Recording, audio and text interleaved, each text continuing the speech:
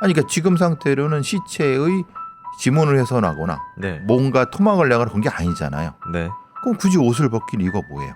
모욕, 소유 이런 형태가 될 수 있죠.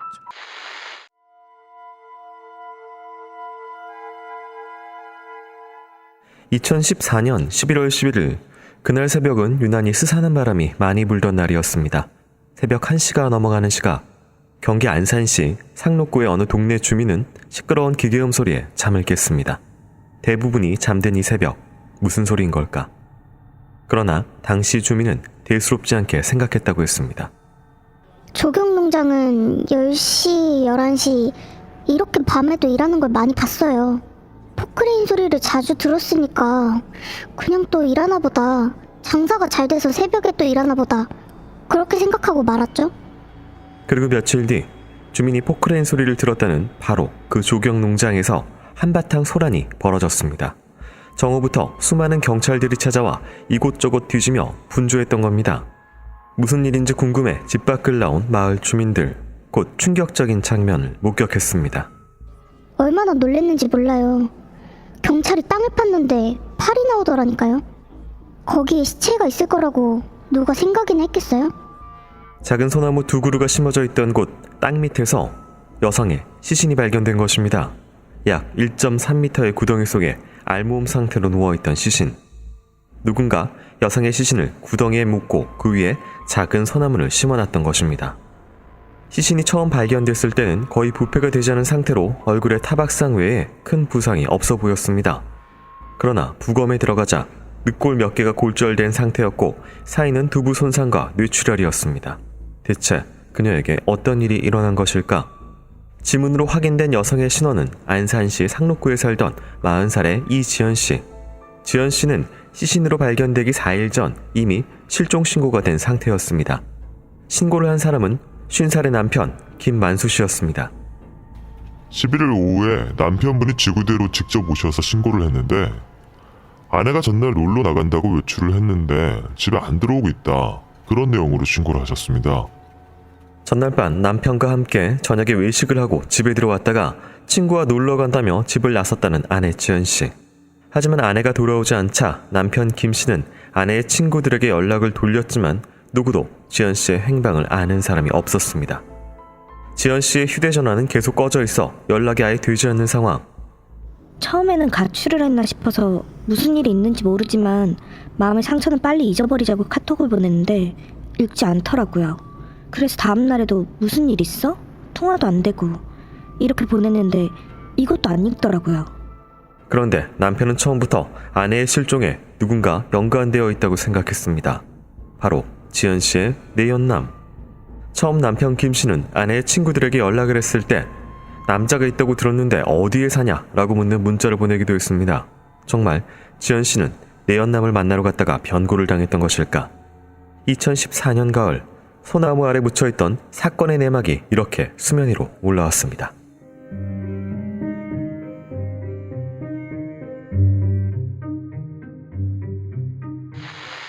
자, 오늘 사건으로 들어가 보도록 하겠습니다. 오늘 사건은요, 2014년 11월 경기도 안산시에서 발생했던 사건입니다. 친구를 만나러 간다고 했다가 안 들어왔다라는 아내가 있었고요. 4일 뒤에 안매장된 끔찍한 모습으로 발견이 됐습니다. 알몸이었고요. 또 아예 거기 위에 또 나무까지 심겨져 있는 그런 모습까지 발견됐습니다. 또 얼굴에 타박상, 늑골이 또 골절이 됐었고 두부 손상과 뇌출혈이 사인으로 또 밝혀졌었는데요. 그렇죠. 네, 주먹으로 맞아서 늑골이 부러지기가 쉽지가 않아요. 네, 격투기 선수나 아니면 뭐 타이슨 같은 사람들이나 헤비급 챔피언 같은, 그러면 이거는 이제 누워 있는 상태에서 밟거나 뭐 이런 상태가 제일 가능성이 높죠. 보통 이런 현상이 있는 거는 뼈가 어느 방향으로 부러졌는가에 대한 방향성을 놓고 봅니다. 타격의 방향. 그러면 이게 주먹이나 타격에 의한 건지 아니면 발로 뭐 이렇게 한 건지 그것을 어느 정도 유추할 수 있습니다. 이게 지금 어쨌든 어떤 타격 이런 부분이 있어서 여성이고 네. 여성이 범인일 가능성보다는 그럼 남성 쪽으로. 그럼요. 네. 여자가 아무리 세다 하더라도 네. 갈비뼈를 부러뜨릴 수 있는. 근데 뭐 반대로 이제 쓰러져 있는 걸 밟을 수는 있겠죠. 네. 그런데 그렇다 하더라도 그것이 가능성은 훨씬 낮게 봅니다. 근데 그거 하나만 있으면은 뭐 이렇게 쓰러져 있는 사람을 밟았다 이렇게 할 수도 있지만 우발적으로. 네. 근데 이거는 뇌 머리 쪽에 네. 그럼 공격을 당했다는 거고 네. 또 출혈이 있었다는 거고 그 정도의 굉장히 강한 머리를 먼저 공격하고 쓰러진 돌아가신 분을 밟았다. 밟았다. 이게 맞겠죠. 그렇다면 이거는 어떤 범죄의 심리를 가지고 어떤 그러니까 살인의 사망에 이르게 될 정도로 구타를 했다라는. 글쎄요.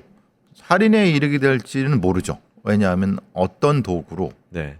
어떻게 어떤 방향을 했는지 그것이 밝혀져야 되는 거고 두 가지 동작이 연결되는 거잖아요.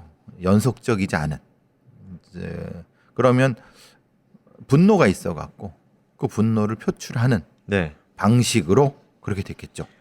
이 피해자분에 대한 분노를 가지고 있는 사람이 범인이다. 근데 이제 얼굴을 때리거나 뭐 칼을 사용하거나 네. 이런 것이 아니라고 하면은 묶여 있거나 아니면은 도망가지 못하는 상황은 아닌 서 있거나 네.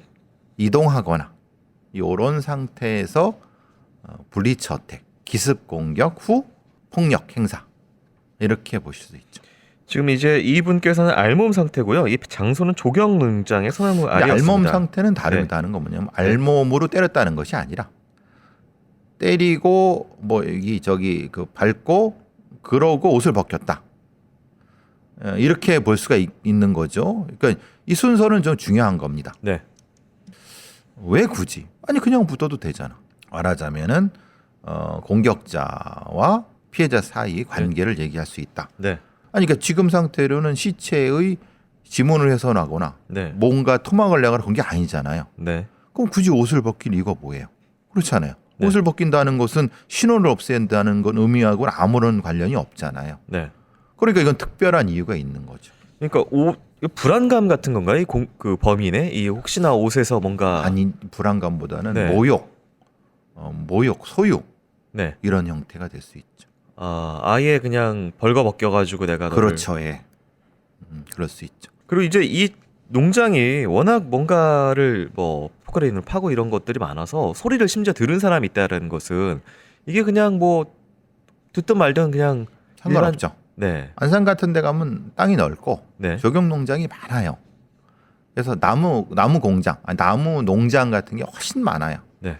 그래서 언제나 밤 시간대도 파고 덮고 그래요. 그래서 민원도 좀 생기긴 하지만은 그러니까 별거 아니라고 생각했을 거예요. 그걸 알고 있는 사람이 포크레인을 이용해서 네. 땅을 파서 시체를 놓고 그에 소나무를 심은 뭐 이런 형태. 그렇다면 여기서 이런 작업들이 그 시간에 이루어지는 것도 알고 있고 할 수 있고 그러니까 이거가 관련돼 있는 그렇죠. 포크레인을 쉽게 사용할 수 있고 네. 그 사용에도 별 문제 없고 네. 그 땅이나 농장을 자기가 쉽게 이용해도 아무도 문제 제기 안 하는 그런 사람이 맞죠. 내연남을 남편은 의심했어요. 그러니까 어쨌든 불륜 치정 관계의 살인 사건의 카테고리로 지금 볼 수가 있을까요? 내연남이 있다는데 네. 아내의 친구들한테 그걸 물어요. 너 니네들 저기 그 내연남이 있는데 알아?라고 하면 내연남이 있었어요? 라고 역으로 물을 거란 말이에요. 그러면 그거 얼마나 부끄러워요. 아내의 친구들은 남자가 있다고 남편이 얘기하는 걸 이전에도 얘기했던 사람들일 수 있어요. 이전에도 얘기했다는 게 어떤 걸까요? 아내의 친구들은 네. 남편이 의처증이 있거나 아, 아니면은 네. 이 반대로 아내가 바람 피고 다녔다. 를 알고 이전에도 이런 비슷한 걸 찾았던 그런 관계일 수 있는 사람들이라는 거예요. 그러니까 아내의 친구들은 이 남편이 오히려 의처증이거나 아니면은 실제로 여자가 네. 바람 피고 다닌 것을 숨겨줘 갖고 네. 일정의 균열이 이미 오래전에 간 네. 부부 관계라는 걸 미루어 짐작할 수 있는 거죠. 그거는 내연남이 있건 없건 있건 이미- 없건, 예, 네. 예. 의처증이거나 실제로 있었건. 네. 네. 알겠습니다. 경찰은 이미 지연 씨가 시신으로 발견되기 2, 3일 전부터 실종자를 찾기 위해서 주변을 탐문하고 있었는데요. 당시 수사 상황 듣고 오도록 하겠습니다.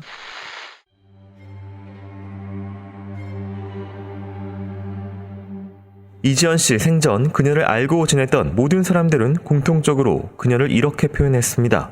모두에게 친절하고 항상 밝은 모습을 보였던 사람. 이 씨는 아이들이 다니던 학교에서 봉사활동을 많이 했고 겨울이면 독거노인을 위해 연탄을 나르는 봉사도 빼먹지 않고 할 만큼 인정이 많은 사람이었습니다. 모두가 입을 모아 좋은 사람이라고 말했던 그녀. 그런 지연 씨가 왜 싸늘한 시신으로 돌아와야 했을까? 경찰은 주변을 탐문하던 도중 지연 씨의 시신이 발견된 조경 농장의 이웃 상점에서 단서를 발견했습니다. 이웃 상점의 CCTV에 지연 씨가 실종되던 날 밤 수상한 장면이 찍혀 있었던 겁니다. CCTV를 보면 여기요. 여기 보면 차에서 두 사람이 내려서 한 사람 가고 또 한 사람이 들어가죠. CCTV에는 지연 씨가 친구를 만나러 나갔다는 그 시간 이후인 밤 12시 51분경 멀리 조경농장 안으로 두 사람이 얼마간의 차이를 두고 들어가는 모습이 찍혀 있었습니다. 어두운 밤인데다 CCTV 화질이 좋지 않아 남녀 구분은 되지 않았지만 경찰은 이 두 사람 중 한 사람을 지연 씨로 추정했습니다. 그런데 두 사람이 농장으로 들어가고 약 1시간 뒤인 새벽 1시 50분경 한 사람만 나오더니 차를 타고 떠났고 이후 다른 사람의 모습은 보이지 않았습니다. 시신이 발견된 조경 농장은 한두 명만 일하는 곳이 아니었습니다. 게다가 시신이 발견된 곳은 출입이 자유로운 곳이라 이 장소를 아는 사람이라면 누구든지 농장에 드나들 수 있는 곳이었습니다. 경찰은 CCTV에 찍힌 사람을 유력한 용의자로 보고 뒤를 쫓기 시작했습니다. 그가 지연 씨의 내연남인 것일까? 한 달 전쯤 아내가 친구를 만난다고 하고 나갔는데 제가 볼 일이 있어서 길을 가다가 우연히 카페에서 어떤 남자하고 아내가 같이 있는 모습을 본 적이 있습니다. 그런데 지연 씨 주변을 탐문하던 경찰은 CCTV에 찍힌 수상한 정황을 하나 더 포착했습니다. 이번엔 조경농장 인근에 있던 고물상의 CCTV였습니다. 저번에 농장 사장님이 오셔가지고 여기 달려있는 CCTV가 어디까지 찍히냐 물어보시더라고요. 처음에 도둑이 들어가가지고 물어보신 줄 알았어요. 고물상에 달려있던 CCTV는 이 씨 시신이 발견된 조경농장 입구를 정확히 비추는 각도였습니다. 만약 그날 밤의 장면이 남아있다면 용의자가 더욱 선명해지는 상황. 그러나 안타깝게도 고물상 CCTV는 녹화도 되지 않고 찍히지도 않는 모형 CCTV, 일명 깡통 CCTV였습니다. 그 CCTV는 뭐 사람들이 쓰레기 못 버리게 그냥 달아놓은 거거든요? 근데 그 사장님이 원래 그런 거 안 물어보시는데 그래서 왜 물어보시냐고 하니까 사장님이 사무실에 누가 왔다 갔다 라고 하시더라고요. 고물상 직원을 찾아와 CCTV에 대해 물어본 사람, 그는 아내를 애타게 찾던 남편 김 씨였습니다. 아내의 시신이 발견됐던 조경 농장은 놀랍게도 남편 김 씨가 운영하는 곳이었습니다. 그렇다면 아내의 내연남과 더불어 남편까지 의심스러운 상황. 하지만 남편의 지인들은 경찰의 이런 의심에 펄쩍 뛰었습니다. 아니 얘가 아내를 죽이고 농장에 묻었다? 그게 무슨 말도 안 되는 소리입니까? 평소에 욕이라도 하는 사람이면 모르겠어요. 상스러운 말도 전혀 못하는 사람이 그거 하필이면 자기 농장에다가 누명 아니면 말이 안 되죠. 정말 누군가 남편 김 씨에게 누명을 씌우기 위해 그의 조경 농장에 아내의 시신을 묻은 것일까? 수사의 방향 설정과 고민은 더욱 깊어져 갔습니다.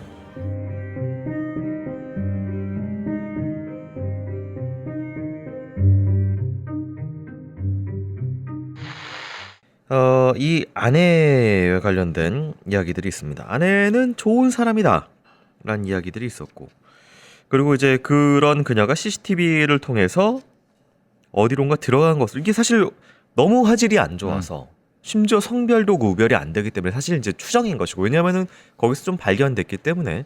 근데 한 명이 들어갔다가 두 명이 들어갔다가 한 명만 나왔기 때문에 이거는 좀 의심스러운. 당연히 그렇죠. 한 명은 죽은 사람이고 한 명은 죽인 사람이겠죠. 의로 추정할 수밖에 없는. 그건 뭐 명확한 거고. 네. 당연히. 근데 그럼 어떤 차일까? 차를 타고 갔다고 했으면 그 차 탄 사람이 범인이잖아요. 네네. 그 차를 추적해 보면 되겠죠. 그 차의 그 시간대에 그 근처에 예를 들면 뭐 CCTV에 찍혀 있거나 그 바깥에 뭐 이런 거 한번 일단 찾아보는데, 하필 근데 거기가 남편이 하는 농장이다. 그러면 그 사람이 남편일 가능성이 높겠죠. 물론 뭐 남편 몰래 조경농장이 뭐 부인이 열쇠가 있을 수 있으니까 남편 몰래 거기서 내연남을 만날 수도 있는 거니까 네. 그 가능성도 뭐 사실 부정할 수는 없는 거니까 네. 두 가능성을 다 놓고 봐야 되겠죠. 근데 이게 그러니까 누명이나 아니면은 그냥 이 동네를 알아서 저기는 뭐 누가 들어가서 그냥 밤에 그렇게 해도 뭐 안 걸리지 이걸 아는 사람이나 이럴 가능성도 있지 않을까요? 그러기에는 네. 남의 소유의 어떤 농장에 네. 들어가서 간도 크게 포크레인으로 묶고. 파서 시신을 그게 사실은 생각하기가 쉽지 않죠. 그렇죠? 남편 김 씨와 이제 지현 씨 같은 경우에는요 12년 넘게 결혼 생활을 하면서 슬하에 아들 하나, 딸 하나를 둔 금술 좋은 부부로 좀 알려져 있었는데요. 특히 이제 남편 지인들 사이에서는 굉장한 칭찬, 뭐 아내밖에 모른다, 뭐 이런 얘기가 많았었고요. 반대를 들어봐야죠. 네, 남편은 남편 지인이 아니라 남편 부인 지인들한테 남편의 평가를 들어봐야죠. 또 부인은 네. 남편 지인한테 들어봐야죠.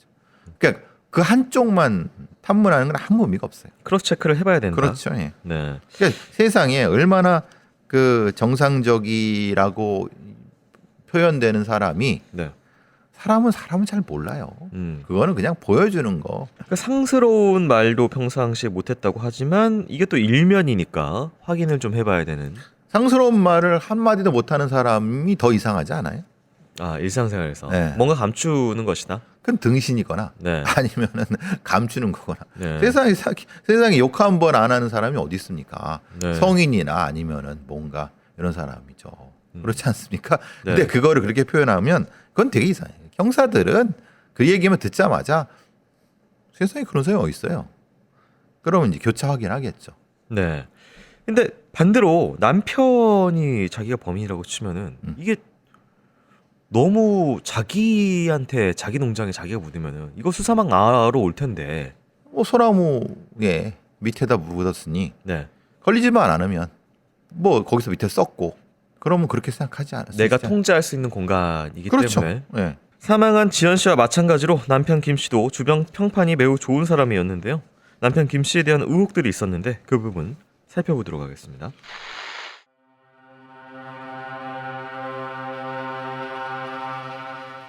남편 김 씨의 지인들은 하나같이 입을 모아 부부 사이를 부러워했습니다. 부부 사이가 너무 좋았죠. 김만수 씨 말로는 자고 있으면 아내가 수고했다고 다리를 주물러 준다면서 우리 아내 같은 사람 세상에 없다고 얼마나 칭찬을 했다고요. 지인들을 만나면 언제나 아내 칭찬을 입에 달고 살았다는 남편. 그의 또 다른 지인은 부부가 결혼기념일을 앞두고 큰 변고가 생겨 안타깝다고 했습니다. 지인들의 진술처럼 남편의 수첩에는 아내에 대한 사랑과 미안한 마음이 가득 담겨 있었습니다. 정말 미안하오. 한 번도 잘해주지 못한 것 같아. 앞만 보고 달려온 탓에 내가 정말 무심했구려. 용서해 주시오. 이 못난 사람을. 그래도 내 맘 알아주오. 고마워요. 당신이 있어서 우리 사랑을 지킬 수 있었어. 애틋해 보이는 부부 사이. 이런 애처가 김 씨가 아내에게 끔찍한 짓을 저지를 수 있을까? 그런데 평소 성실하고 모범적인 행동으로 소문난 김 씨가 폭발한 사건이 있었습니다. 지현 씨 사건이 발생하기 약 3달 전인 2014년 8월 말경, 김 씨가 길거리에서 누군가의 얼굴을 마구 폭행한 일이 있었습니다. 이를 목격한 행인들이 달려와 김 씨를 말렸고 112에 신고해 지구대에 연행되기도 했던 김 씨. 하지만 김 씨는 곧 풀려났습니다. 당시 상처가 심했던 건 아니고요. 뺨을 맞아가지고 뭐 입술이 좀 터져서 피가 난 정도? 두 사람 동행해서 조사를 했는데 여자분이 처음부터 처벌을 원하지 않으셔서 가해자가 남편이었거든요. 충격적이게도 김 씨가 길거리에서 폭행한 사람은 아내 이지연 씨였습니다. 김 씨는 아내의 내연남 때문에 분노해 아내를 폭행했다고 주장했습니다. 대체 지연 씨의 내연남은 누구였을까? 그런데 아내 지연 씨의 친구들은 남편과는 다른 주장을 했습니다. 저한테 형부가 전화를 해서는 어디에 누가 있다는데 지연이한테 있는 남자가 누구냐 이렇게 묻는 거예요. 아니 지연이는 그럴 애가 아닌데. 그래서 제가 오빠는 지금 지연이 찾는데 무슨 남자 얘기냐, 지연이가 그럴 애냐 그랬더니 아니 나는 차라리 남자랑 있었으면 좋겠네 이러는 거예요. 아내가 실종된 이후 김 씨가 아내 친구들에게 이렇게 묘한 연락을 했다는 겁니다. 한 친구는 지연 씨 실종 직후 김 씨로부터 이런 연락을 받았습니다. 희주 씨, 우리 애엄마한테 빌린 돈 애엄마 통장으로 보내지 말고 내 통장으로 보내주세요. 지연 씨의 친구들은 남편 김 씨에게 늘 당하고 사는 지연 씨를 안타까워했습니다. 얼굴에 멍을 가리려고 늘 두껍게 화장을 했다는 지연 씨. 사망하기 얼마 전에는 갈비뼈를 다치기도 했다는 겁니다. 친구들에게 그저 넘어졌다고만 했다는 지연 씨. 그녀가 친구들에게도 속사정을 말하지 않았던 건 남편 김 씨의 협박 때문이었습니다. 친구들 중 누군가 지연 씨의 편을 들면 김 씨는 그 사람에게 협박 문자를 보냈습니다. 내가 많이 참고 있다. 당신 조심해. 그리고 우리 애엄마 만나지 마. 경고하는데 우리 가정사입니다. 내가 당신 가만 안 둘 거야.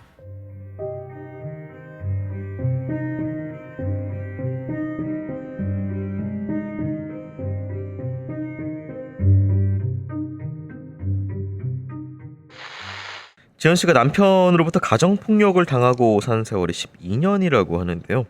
김 씨 같은 경우에는 지연 씨가 외도를 한다면서 폭행을 하고 남자를 못 만나게 한다면서 일부러 지연 씨 얼굴을 때렸다. 이거 자녀들이 인터뷰를 한 내용이 있습니다. 자녀들은 아빠가 무서워서 말리지 못했다면서 자책을 하기도 했었는데요. 이게 수첩에 적은 내용 그리고 남편 친구들이 아는 것하고 완전 다른 모습이거든요. 그렇죠. 수천분 언제 썼을까요, 이거를? 쓴 시점이요. 이것도 언제 한번 썼나요?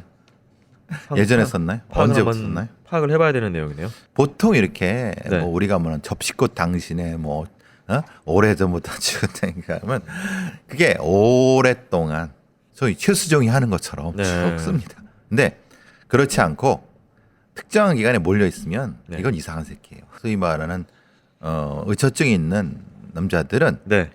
이전에도 비슷한 게 망상적으로 쓸 수도 있어요. 근데 그 망상이 꾸준하진 않아요. 네. 자기 생각날 때마다 써요. 그러니까 간헐적이면 문제가 있는 거예요. 그러니까 이거 진짜 말 그대로 정신 막 구타를 해놓고 이걸 쓰고 있으면 진짜 무서운데요? 스토킹범들이 그러잖아요. 네. 막 때려놓고 그 다음에 막 빌면서 각서 쓰고 막 이런 거 막 이렇게 쓰고 그래요. 진짜 그래요. 너무 무섭네요. 그러니까 이게 연극성 장애 네. 뭐 이렇게도 볼 수도 있고 이 사람은 만약에 이게 진짜 언제 쓴 건지 확인은 해야 되고 근데 가장 문제가 이런 거죠. 오랫동안 때렸는데 그거를 지인들한테 다 감췄다는 거잖아요. 네. 남편의 지인들한테. 음. 근데 남편의 지인들한테 어떻게 감췄을까요? 그러니까 더 소름 돋는 거예요. 10년 넘게 애들은 알고 있었던 거예요. 네. 애들은 엄마가 맞는 걸 알고 있었던 거잖아요. 그러니까 이놈은 굉장히 지능범인 거예요. 말하자면 이게 맞다고 하면은. 그리고 보통의 경우는 다른 사람을 맡아서 이렇게 폭행하지 않습니다. 자기 이미지가 있기 때문에. 네. 근데 이게 2014년 8월에 이렇게 했다는 건 임계치에 다다랐다는 걸 의미하는 거예요. 그 이후에는 이제 보는 앞에서 막 때릴 거예요. 한 번 했으면.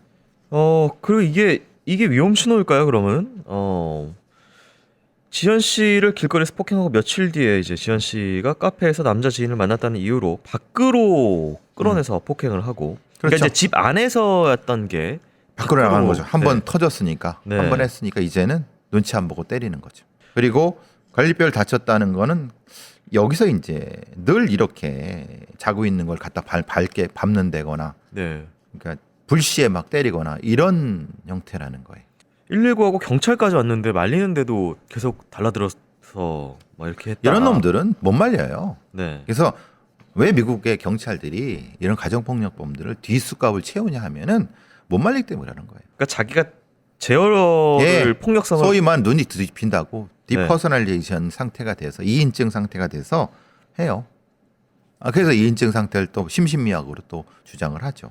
그리고 이게 혹시 트리거가 됐을지 모르겠는데 12년 동안 이렇게 고통을 당하고 살던 지연 씨가 이게 사망하기 얼마 전 시점입니다. 남편을 가정 폭력으로 고소를 했었거든요. 아니 그럴 수밖에 없는 게 바깥에서 때렸잖아요. 네. 그러면 이제는 숨길 이유가 없죠. 네. 바깥에서 아이들 때문에 조용히 아이들한테 이런 걸 바깥에 소문나지 않도록 조심했었는데 이제는 소문이 다 나버렸으니까 이제는 참을 이유가 없죠. 그렇다면 고소를 했다는 이거는 반대로 남편 입장에서는 트리거죠. 네. 여기 가만두면 안 되겠구나. 다리 몽댕이를 더 부리뜨리거나 아니면 뭘 어떻게 이런 생각을 하겠죠. 그렇다면 이제 앞서서 그 조경 농장을 비추는 고물상한테 가서 이 CCTV 각도가 그 각도에 저게 됩니까라고 물어보고 이렇게 한 것들 모두 다 이제 그런 계획성이 하나의 있는 거죠. 피해자 지연 씨는 가정폭력으로 남편을 고소하고 이혼도 바랬는데요. 그러자 이제 남편 김 씨는 지연 씨에게 고소를 취하해달라면서 합의서 한 장을 써서 가져옵니다. 이후 상황 듣고 오도록 하겠습니다.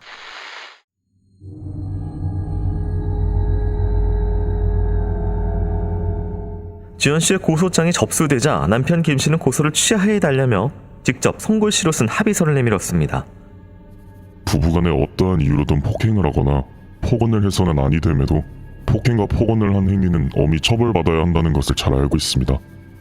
피고소인은 깊이 사죄하고 폭행과 폭언을 하지 않기로 다짐하므로 부부간의 정을 생각하여 모든 것을 용서하기로 하였습니다. 남편 김 씨는 지연 씨에게 고소 취하 합의서에 사인을 해달라고 요구했습니다. 그러나 지연 씨는 합의서에 사인을 망설이고 있었습니다. 그러던 중 얼마 뒤인 11월 10일 남편은 지인들과의 골프 여행 때문에 결혼기념일을 챙겨주지 못하니 미리 축하하자며 아내 지연 씨에게 옷을 사주고 횟집에서 저녁을 먹었습니다. 약 4시간 정도 횟집에서 식사를 하며 술을 마신 부부. 직원은 부부가 밤 12시경 식당을 떠났다고 기억했습니다. 횟집에서 저랑 술을 마시고 나서 아내가 놀러 나간다고 나갔는데 집에 안 들어왔습니다. 남편 김 씨는 이런 내용으로 지구대에가 직접 실종 신고를 했습니다. 그리고 아내의 친구들에게 연락을 돌리며 아내를 찾아다녔습니다. 그런데 경찰이 이웃 상점 CCTV를 확인하고 남편의 참고인 출석을 요구하자 비협조적으로 나오더니 돌연 휴대전화를 끄고 잠적해버렸습니다.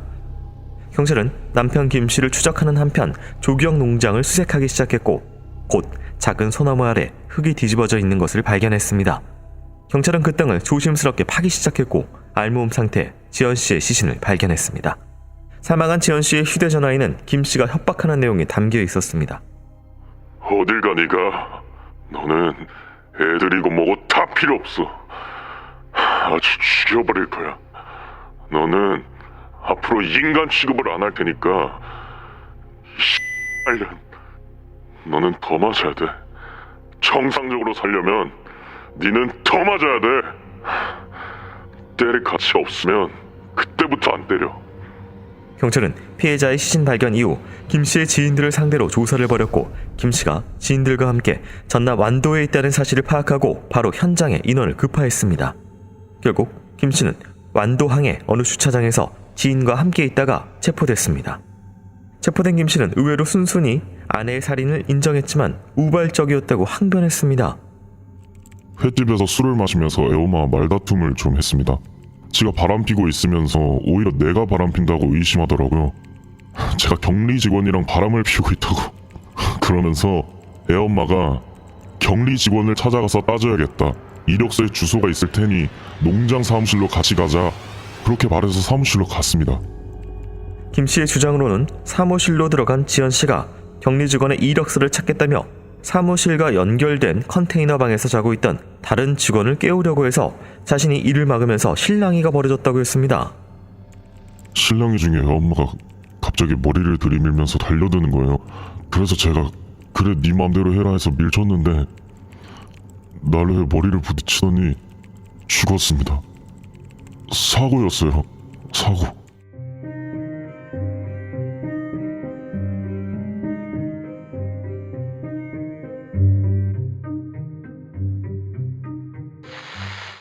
아내가 고소를 합니다. 그러니까 합의서를 들고 왔는데 아내가 이거를 사인을 안 하고 있는 상황. 그러자 이제 또 결혼기념일을 앞두고 내가 그때 여행 뭐가 있다 그러면서 옷도 사주고 횟집에서 회도 사주고 그러고 나서 그날 밤에 있었거든요. 최후의 만찬. 이건 알리바이를 만들기 위한 거죠. 이 사건에서 가장 아쉬운 게 네. 경찰이나 검찰 애들이 이거를 계획성 있는 살인으로 이런 형태의 의처증이 있는 범죄자들이 이런 범죄를 하기 전에 이런 짓을 한다는 것을 그 맥락을 이해를 못해요. 네. 그러니까 자기 딴에 화해하기 위해서 막 잘했는데 그러다가 우발적으로 죽였다 이렇게 했는데 이거는 그게 아니라 네. 실제로는 알리바이를 만들려고 하는 거예요. 그러니까 이게 어떤 최후의 만찬, 그러니까 죽이기 전에 이거를 하는 게 아니라 순전히 내가 나중에 안 걸리기 위해서 그렇죠. 알리바이용이군요. 그렇죠. 그래야 되는 거죠. 그러면서 하는 얘기가 여자가 나를 의심해서 네. 그러니까 남 탓하죠.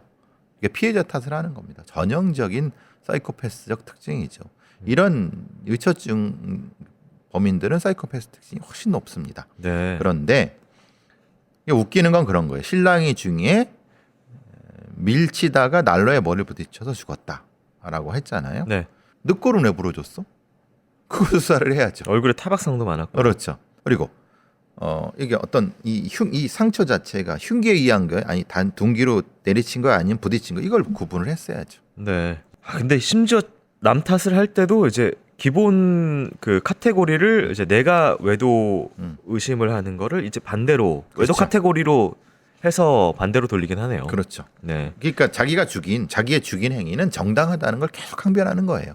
여자는 바람을 폈고 나를 벗어났고 그러니까 내가 저 여자를 응징한 거다, 처벌한 거다라는 그 맥락이 계속 연결돼요.